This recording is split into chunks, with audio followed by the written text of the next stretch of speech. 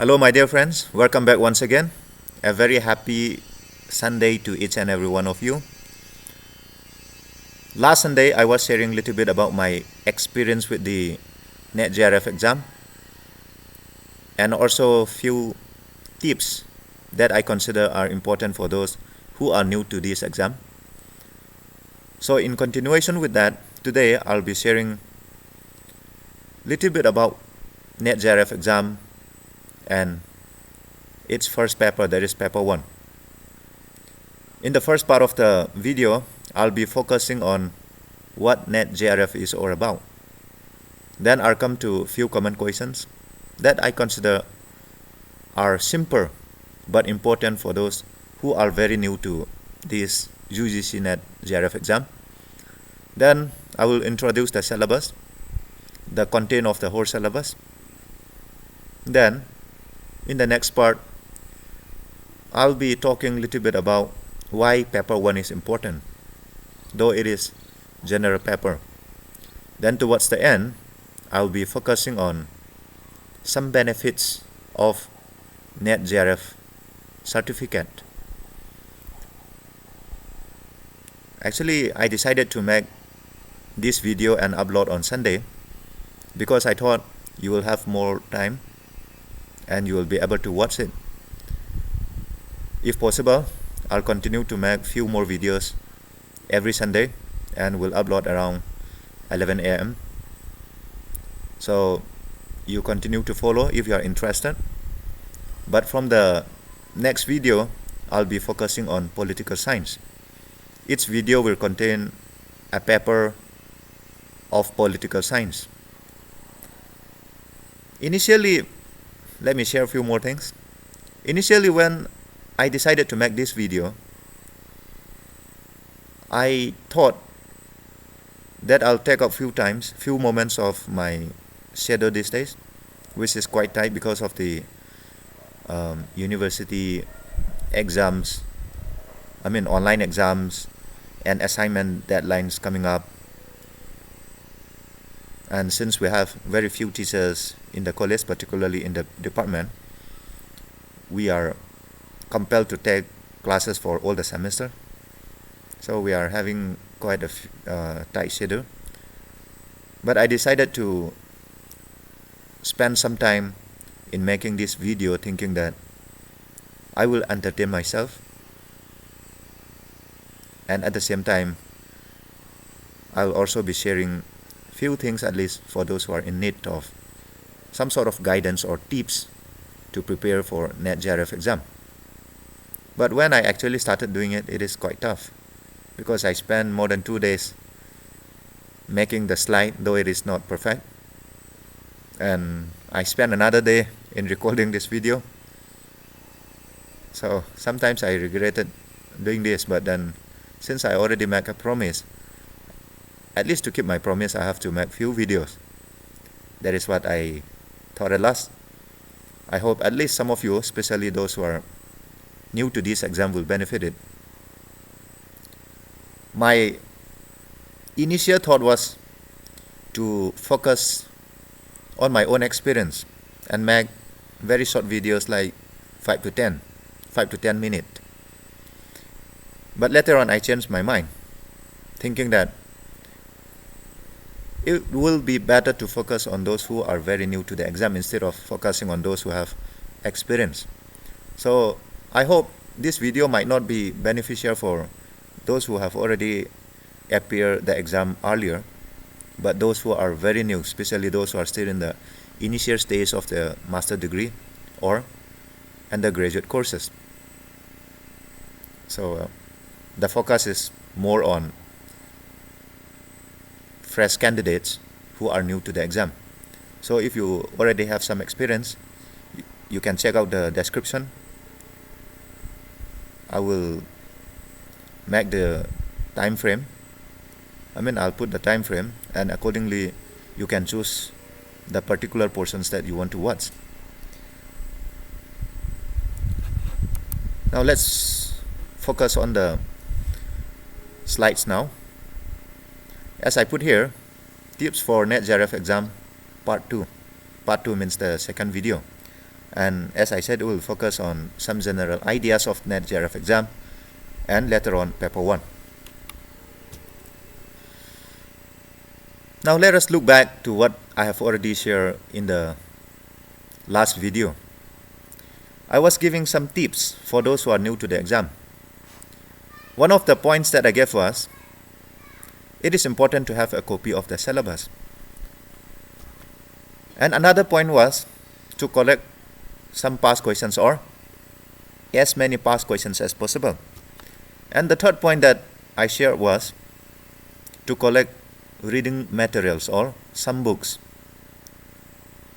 which are required for your preparation. And the other point was to identify important areas or topics that are more often asked in the exam. Especially for paper 2, I think this will take some time because you need to have the syllabus, the past questions, and the books that you require in order to identify the areas or topic of importance. And another thing that I shared was to check out the cutoff in the past few years. As I said, my video will not help you to get 80-90%. At the most, it will help you to get the cutoff. So you need to know the cutoff and accordingly get yourself prepared. Now, let me share something about what NET JRF is all about, especially for those who are new to this exam. First,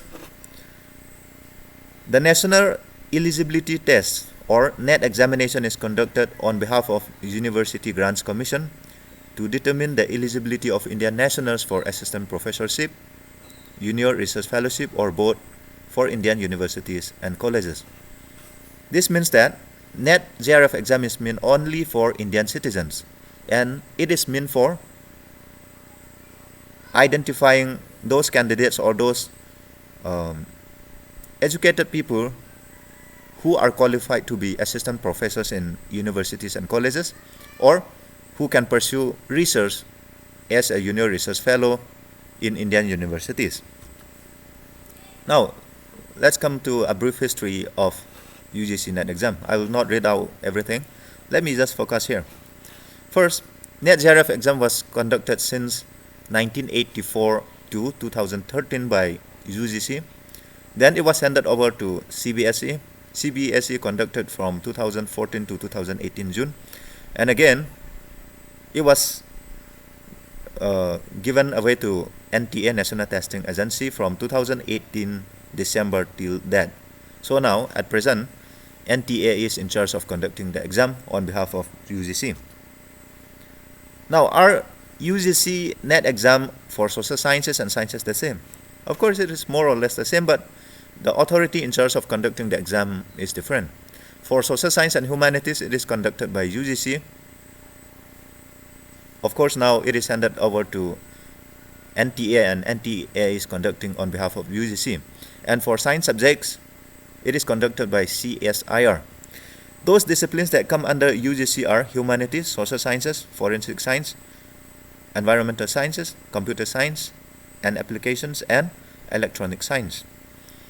Those disciplines that comes under CSIR are life sciences, physical sciences, chemical sciences, mathematical sciences, and earth, atmospheric, ocean, and planetary sciences. For today, in this paper, for paper 1 that we are focusing, it is only for those that comes under UGC and not CSIR. Now let's come to the second part, some common questions. It is sort of a FAQ, but it is not the actual FAQ given in the website. The first is, what is NET or JRF? NET simply means National Eligibility Test for Assistant Professorship, and JRF means Junior Research Fellowship to do research or simply PhD in Indian universities. Now, who conducted the exam? The exam is conducted by National Testing Agency. What is the difference between NET? If you have NET, you are qualified to be an assistant professor. But if you have JRF, you can pursue your PhD in any Indian university, plus you are also qualified for NET. JRF means JRF plus NET, and NET means only NET. eligibility criteria. First, the minimum qualification is 55% marks in master degree, but 50% for SC, ST, PWD, and OBC non-creamy layer group. But those who are in the final year also can apply. In that case, if you get through with NET or JRF, you have to complete your master within 2 years from the declaration of the NET result. Or in case you pass but you didn't get the required percentage, still you have to get the percentage within 2 years. Though it is said to be final year, in actual practice, you can even apply while you are in master degree first year. Because there are many people who got JRF or NET in their first year itself. The upper age limit. There is no upper age limit for NET, but for JRF, it is 30 and 35 for SC, ST, PWD. Currently, the government have relaxed the year because of pandemic, and now it is 31 for general candidate. How is the award for NET JRF decided? The award for NET JRF is decided based on the performance of the candidates in both PAPER-1 and PAPER-2. Both the marks that you secure in PAPER-1 and PAPER-2 will be combined, and then the aggregate will be taken to decide whether you qualify for NET or JRF or both. How often is the UGC-Net exam conducted? UGC-Net exam is conducted twice every year. During our time, back in 2010, 11, 12, the last Sunday of June and December has been the date for UGC-Net exam. But later on, things have changed, particularly because of the pandemic. The exam got delayed sometimes. And even the December 2020 circle is yet to be conducted till now. The best way to get authentic information is to visit National Testing Agency website, official website, and you can contact with the contact details, or you can also keep visiting UGC website from time to time. What is the exam pattern?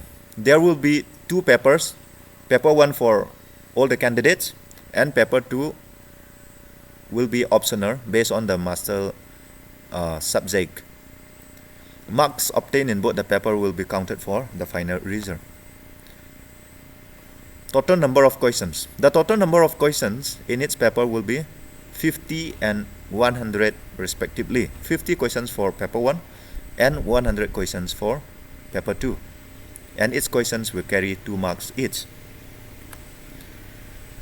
Duration of the exam is 3 hours. 1 hour for PAPER-1 and 2 hours for PAPER-2. Earlier, there used to be morning shift and afternoon shift, but now there is no more morning and afternoon shift. Instead, you will be appearing the exam only in one shift for the whole 3 hours. Now, why this video? I made this video especially for those who are new to this exam, who have not much experience about NET JRF exam, or who doesn't have much idea about it. If you have experience quite enough, or if you are brilliant enough, maybe you don't need this video, but you can still watch the video. However, my main focus is for those master's students and undergraduate BA, BSc students who might need this video because they don't have much idea. Now let's come to the syllabus for PAPER-1. The UGC revised its syllabus in June 2019. Since then, we have an updated version of the syllabus. Earlier, we have the old syllabus, but now we have the new syllabus, which is coded 00 as the code number. The main objective of the syllabus or of PAPER-1 is to assess the teaching and research capabilities of the candidates, and also the teaching and research aptitude of the candidates. First, the main objective of PAPER-1 is to assess whether a person is capable to be a teacher in higher education institutes or is capable of doing research. In other words, the paper is aimed to test the aptitude, all the interest, all the desire of a candidate to be a teacher in higher education institutes like colleges and universities, and also whether he is interested in doing research. Apart from this, it will also test the mathematical capability, whether a person is able to solve simple mathematical problems or whether a person can think reasonably or have enough reasoning capacity to be a teacher or a researcher, and whether a person have enough computer knowledge, because computer has become so important. And apart from that, again, whether a person is aware of the environment, development activities, higher education system, etc. In the syllabus, we have 10 units. Each unit deal with different field of study. Now let's look at the syllabus in details. Unit wise. Unit 1 is about teaching aptitude. This is something related with education subject or teacher education subject. So for those who are not from education background, you can find out friends who are from education or B.Ed background, and from time to time you can ask your problem related with teaching aptitude. Or sometimes you can even read the books, some of the basic books that they have, in order to get the basic idea of teaching aptitude. And the second unit is about research aptitude, whether a person have the basic knowledge of research or not. Here, you don't have to go deep into what research is all about, but you need to know some of the basic things about research. For example, the meaning, types, characteristics, various methods of research or research methods, steps of research, thesis and article writings, application of ICT or application of computer in research, and research ethics. These are some of the basic things that you need to know. If you have problem, I think you can read any research methodology book. Many research methodology books are available in the internet, so you try to find some of them, or even you can use dictionary or in online dictionaries or internet to get the basic idea about research. Or if you have any friends who are into research, you can ask them from time to time to clear your doubt. The third unit is about comprehension. In comprehension, a passage will be given and you will be asked few questions based on the passage.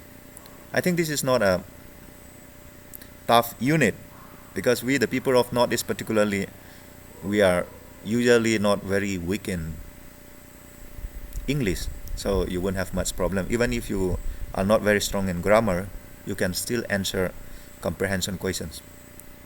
But I don't know, if you are very lazy in reading, if you hardly read, then you may have problem.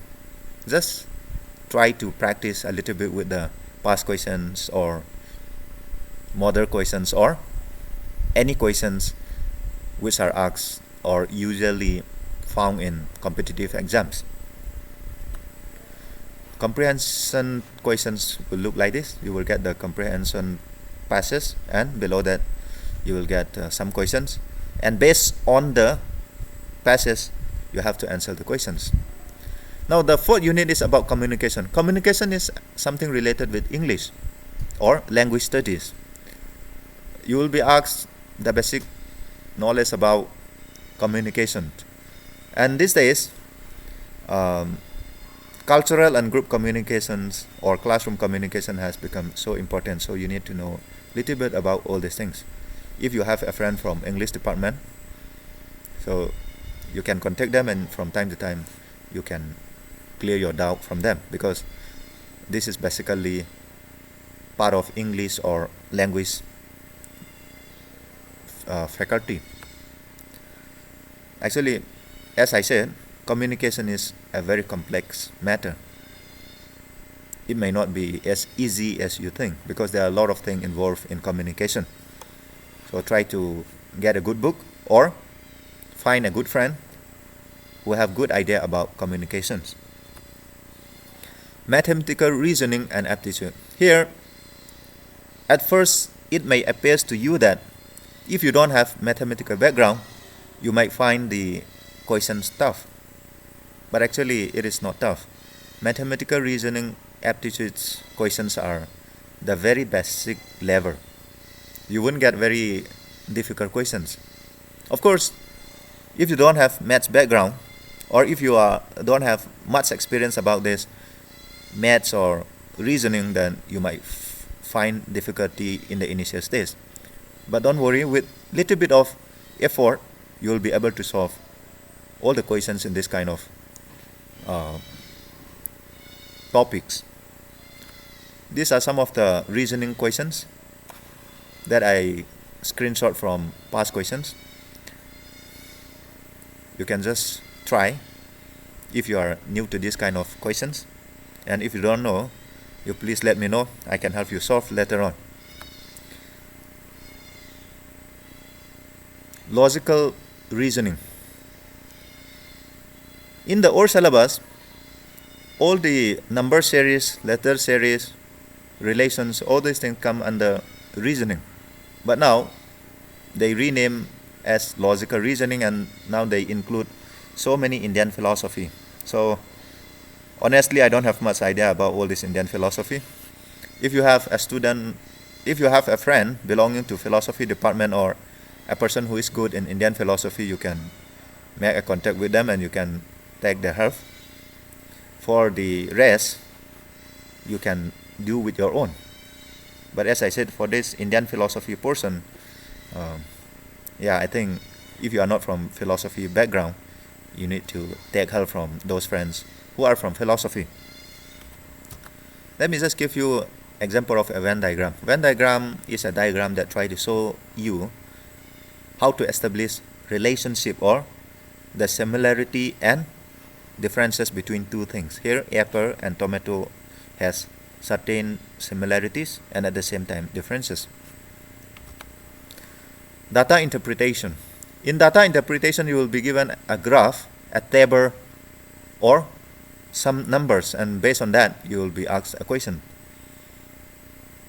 And as in the previous slide that I already shared, if you are not from maths background or if you are weak in maths, it might be difficult in the initial stage, but with little bit of effort, even data interpretation can be a very good area to score mark. So in a unit like maths and data interpretation, you should try to get maximum mark, that is 5 out of 5, full marks, because these are the areas where you should not miss marks. Data interpretation sometimes may look like this. Here they give you a table with some missing values and you will be asked to find out the missing values. The other one is you are given a table and based on the table you are asked few questions like interest, percentage, average, etc. Now the 8th unit is about information and communication technology or computer. In this unit, you will not be asked very difficult questions, but you will be asked very simple and common questions. So you need to know the basic level of computer. You can read any book, even from school syllabus, or any books published by reputed publishers. There will be some general abbreviations, terminology, basics of internet, intranet, email, and all these things. You will not get very difficult questions. Most of the questions will be very simple one, very common one. But if you don't have basic idea, then you might still miss those questions because they will twice the question in such a way that you will get confused. As I said,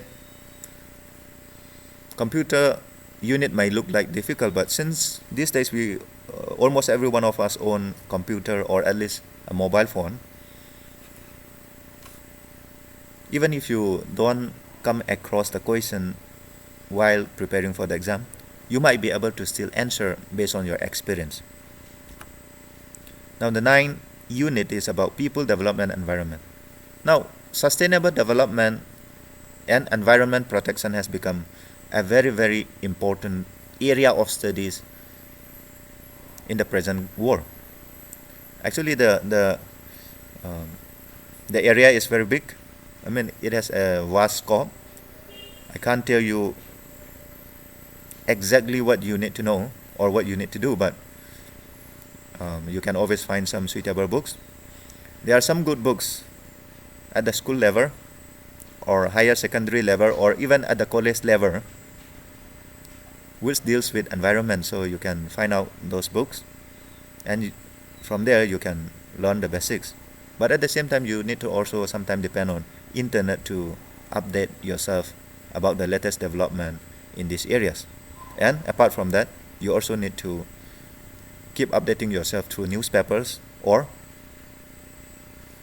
other news sources. Environment is important because we live in this environment, and if we don't protect the environment, the survival of human race can be in danger. So this is the reason why the relationship between all the interaction between people and environment has become so important. In the last unit, we have higher education. Higher education is also a very, very vast area, starting from undergraduate courses or college courses to master degrees, MPhil, PhD, B.Ed, M.Ed. All these are included in the higher education system. So you might not get a very ready-made study material on higher education system, but you can always find out some books or some PDF in internet which deals with all this. For example, the government has already published New Education Policy or NEP 2020. So you need to learn or you need to have a fair idea about what National Education Policy is all about. Apart from that, you can also check out the websites of UGC, Ministry of Education, and even NTA, what they are doing and how they are functioning. Starting from the minister, the hierarchy in the administrative setup, the functions and the steps taken up by the concerned authority. In short, you need to have a fair idea of the higher education system in the country at present. In the syllabus, if you have a copy, you will find 2 points at the end. The first one says that there will be 5 questions each, carrying 2 marks each from each module. That means from each unit, there will be 5 questions each, and each question will carry 2 marks each. Meaning, from the 10 unit, there will be 50 questions, and these 50 questions will carry 100 marks. In short, all the units are important because each unit has equal share in the exam. You might think that you like one unit and you don't like another unit.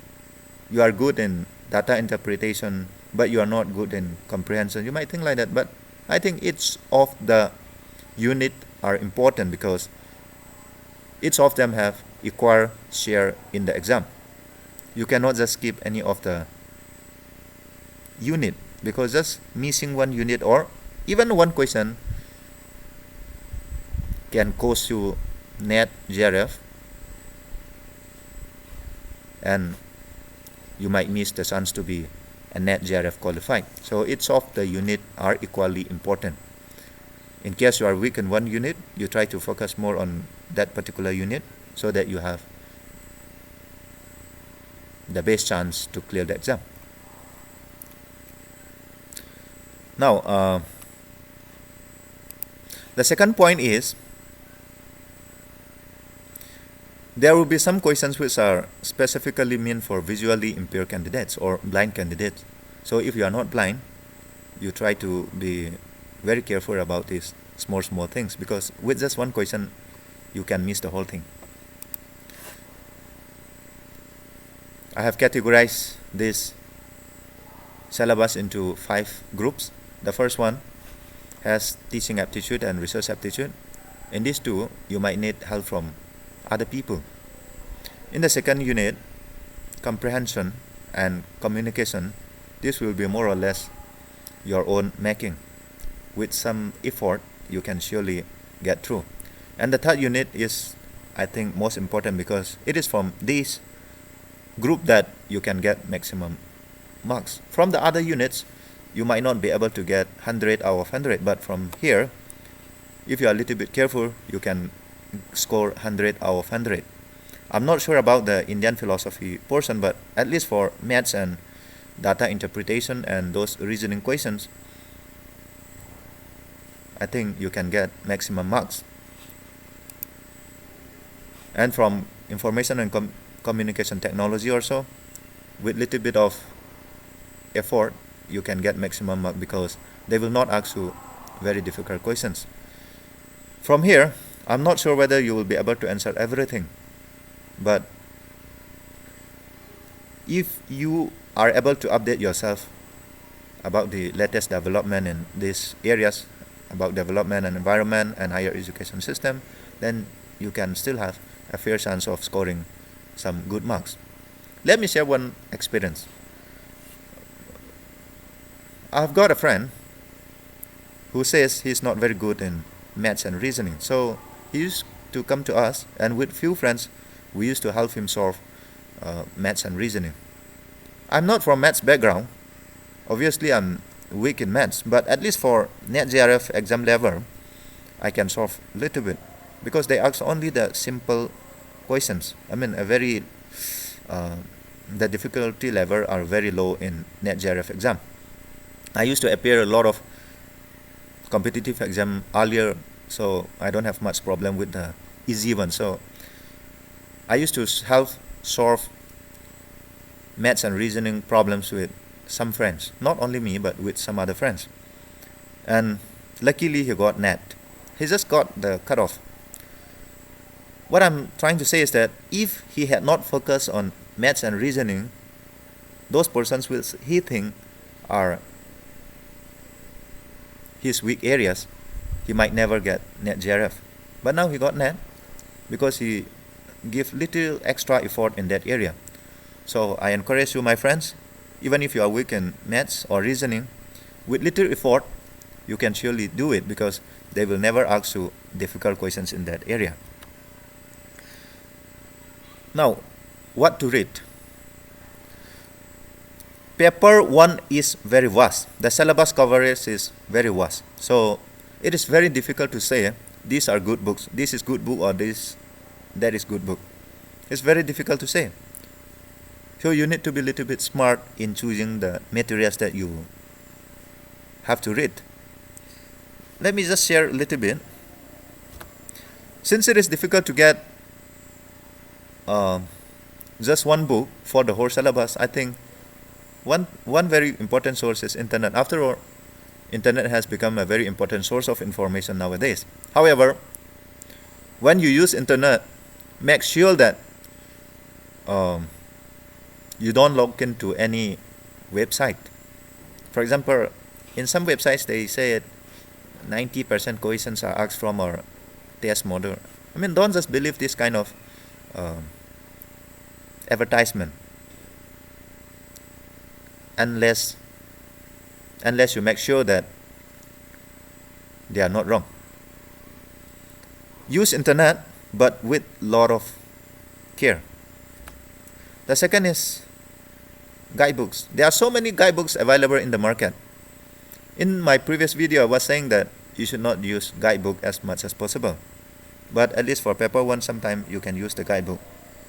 But as I said, there will be a lot of mistakes in guidebook. Be careful when you use guidebook. This one is published by Oxford University. It is relatively new, so I think going by the publication, it might be good. But then, since it is new, I can't say much about it. But for the rest, whether it be Truman's or Pearson or Arihant or McHill or whatever, if you check out the review, you will always find that there are so many mistakes in the guidebooks. So when you use guidebook, take extra care and don't depend on the information given in the guidebook. Use to test your knowledge. Use to test the level of your knowledge, but don't depend on guidebook. But at least for paper 1, you can use guidebook, at least for the past questions and model questions. Next is collect past questions as much as possible and keep practicing with the past questions, especially those portions related with comprehension, mathematical problems, and reasoning, and even computer sections. You can update yourself from time to time. In UGC website, there are past questions from 2009 to 2014. You can download. I can share the link below. But from 2015, you have to search with CBSE website or NTA website. The other thing is connect with friends from the same department or from different departments. I mean, if you think that you won't be able to clear the exam or alone, it is good to have good friends, because with their help, it might be much easier to clear the exam. Now let me come to the next part.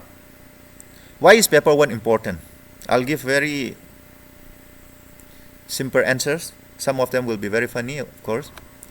First, paper 1 is important because without paper 1, you cannot clear the exam. In short, if you don't clear paper 1, you cannot clear the exam. I mean the NET JRF exam. Second, it acts as qualifying for paper 2. Even if your optional paper is very good, if you don't get the minimum qualifying marks in paper 1, your paper 2 will not be evaluated.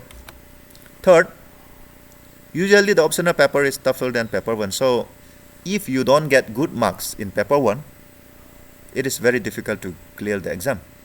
You might think that you are master in your own subject, but I don't think you will be able to answer 50% of the questions with 100% surety. It's very tough. So since paper 1 is much easier than paper 2, you need to get maximum possible marks so that you get the cutoff in the final result.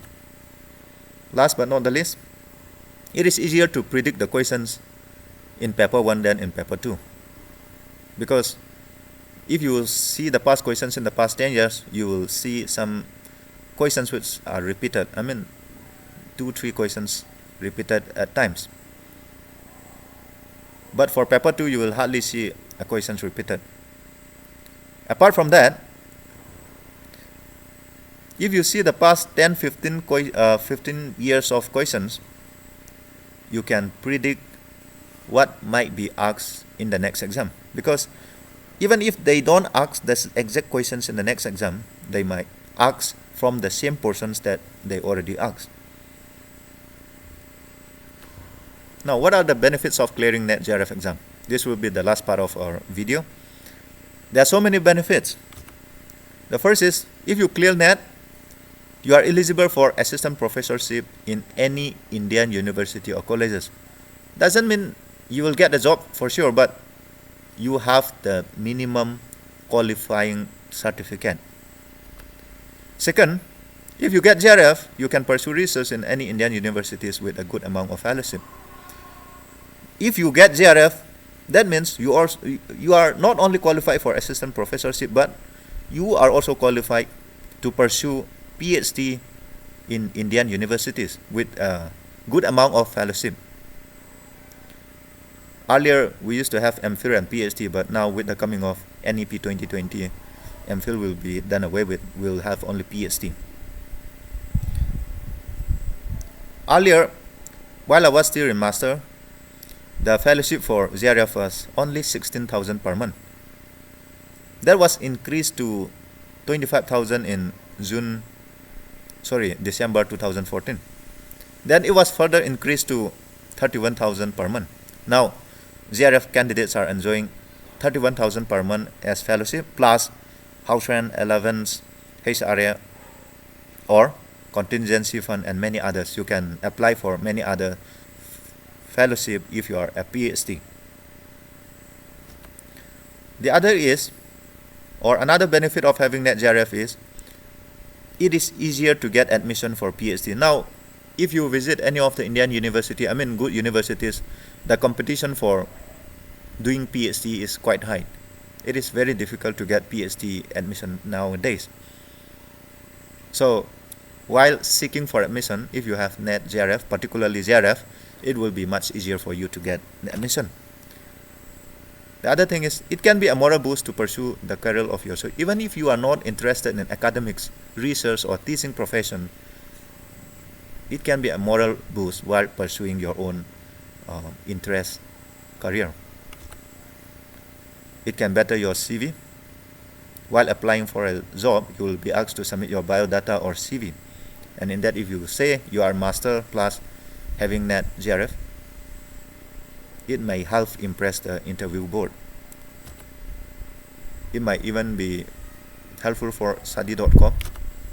And finally, you can use it as an ID to motivate the younger generation. Even if you are not interested in teaching or research, but have this NET JRF certificate, you can use it as an ID, as a passport to boost in front of the younger generation and encourage them. This is the end of our video for today. It's quite long. So as I said, for those who want to listen only particular part of the video, you can check out the description. I'll give the timeline and you can jump directly to that portion that you want to listen. In the next video is, if God willing, I'll start focusing on political science. So if you are prepared for political science NET exam, you can follow. You can visit from time to time, particularly on Sunday. I'll try to make video and upload on Sunday around 11 a.m.